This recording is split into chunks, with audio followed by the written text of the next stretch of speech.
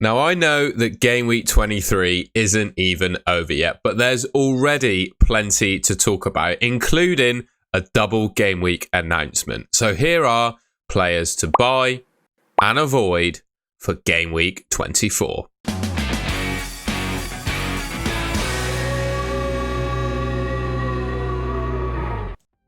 All right, then the first logical thing to talk about is the fixtures and the new double game week that's confirmed. So game week 25, we always knew that there was a potential double game week for Liverpool and Luton alongside Brentford and Man City.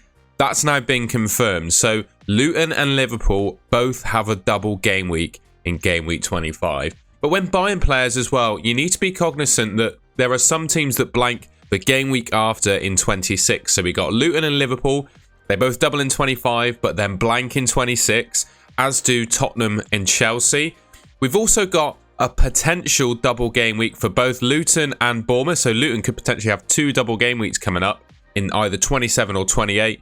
And we could also see a double game week for Bournemouth as well. Those two teams need to play each other. Of course, that was the fixture that got suspended or postponed for Tom Lockyer collapsing. So yeah, that's potentially could get rearranged for game week 27 or 28.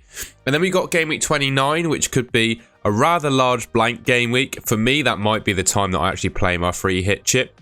But those fixtures essentially are the ones that will blank due to the FA Cup. So teams that reach, I believe it's the 5th round of the FA Cup, will cause a blank game week in game week 29. And we've only got a few teams that are genuinely confirmed to play in that game week so far.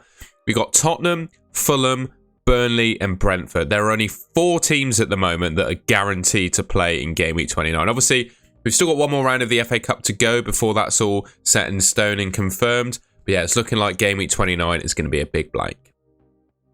Now, with that news of a Liverpool double in game week 25, I think most people are going to be eyeing up a return or potentially keeping hold of Mo Salah if you've already got him. Now, for me, I'm stuck in two minds about it. I'm not currently a Mo Salah owner at the moment. And I think it's a little bit of a tricky one as to whether you should actually bring him in. I put together a little pros and cons list basically for him. Obviously, you know, the pros of Mo Salah are obvious. Got a double game week in 25. That's now confirmed. I think he could well be a triple captain option for game week 25. He's back in training. Well, running in a straight line in training anyway, following his hamstring injury. In inverted commas, we don't have any update on him yet, but I think he should return in time for the double in game week 25. And of course, he's putting up some absolutely fantastic numbers, right? 14 goals, 8 assists in 20 starts, 0.88 expected returns per 90.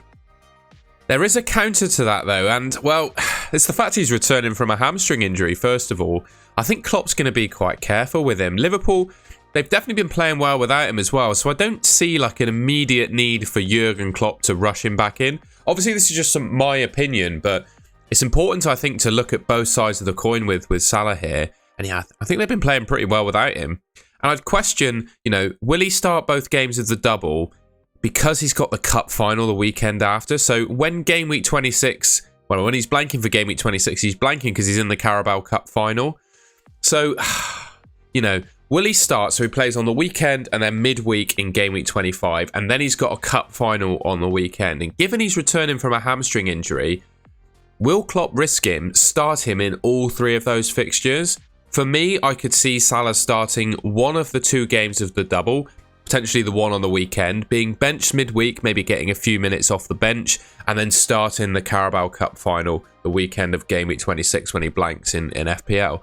Now, that means, you know, is it worth going for him if he's only going to play 1.5 games in the double game week? And, of course, he blanks in game week 26, so could potentially play 1.5 games of a double game week and then not play the week after. I'm stuck in two minds, really, whether it's worth spending a transfer on him, you know. So I'm not going to come to a conclusion in this video. I'm going to leave it up to you. But I just wanted to, you know, explain the pros and cons of Mo Salah at the moment, because given that double game week, people are really going to be looking at him. Next up, then, is a player that we don't have to worry about a blank in game week 26, but I do think we have to worry a little bit about his minutes. But I think regardless of exactly how many minutes he plays, I think it's undeniable that Kevin De Bruyne is one of Man City's most important players, right? He's got some really nice fixtures, certainly over the next 4 game weeks. He doesn't blank in game week 26. and he's likely to double again later on this season. And, well, he's putting up some great numbers for the minutes that he's been playing, right? 2 starts, 1 goal, 2 assists is brilliant. Double in 25, I think he's a really nice option. And when you look at, the plethora of attacking options Man City have, right? Quite a lot of the Man City players, I think, will be struggling to get starts now. I'd actually genuinely question Foden's, likelihood to start both games of the double. However, I do believe his minutes will be managed, Kevin De Bruyne, but I think he's going to at least start most of the games, just because I think he's so important to Man City, and the impact of him being in their team is so clear to see for everyone.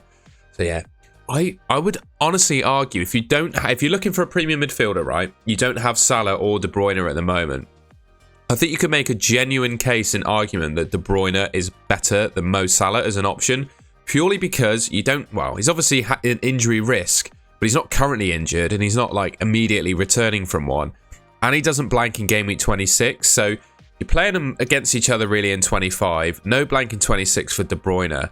I don't think there's a whole lot. I don't think there's a whole lot between them, to be honest. So you're looking for a premium midfielder. I think Salah has his plus points and downsides. Kevin De Bruyne looks to be a decent option, to be honest. Now, I don't know what you think. Let me know in the comments. But I'd almost consider Trent as one of the most nailed Liverpool outfield players. And I think he's one of the few that you could likely trust to start both games of the double in game week 25. I just think he's an exceptional option in FPL, right? And I don't necessarily look at him as a defender. I just look at him as an asset that can get returns through 3 different means. He can get clean sheets, goals, and assists. He's got 6 attacking returns in 7 clean sheets this season. If you add them all up, he's had 13 returns from 17 games, which I think is a fantastic return record regardless of the position. And Liverpool in general have improved a lot defensively this season, in my opinion. The only thing to consider is Connor Bradley. He's been exceptional for Liverpool, playing as the fill-in right-back in Trent's place. I do, however, think that Trent, he'll either take the right-back spot back or he'll be playing in midfield in some games. I just don't think Klopp can leave him out. I think his passing, long balls, through balls in behind to the likes of Darwin Núñez and Salah, etc., is so important that I don't think Klopp can leave him out of the team when he's fit. So for that reason, I think he's pretty much nailed on to start both games of the double in game week 25. Famous last words, and I think he's a really good option to consider. One of my absolute favourite players in the game at the moment is Ivan Toney. I think he's genuinely one of the best strikers in the league. If you follow me on Twitter, you'll see me singing his praises all the time, but I think the guy is absolutely exceptional. The numbers he puts up for, let's be honest, a fairly average Premier League team in Brentford are exceptional. He scored 20 goals for them last season and has had 2 goals in 2 starts so far this season. He's not looked off it at all since returning from that 8-month ban.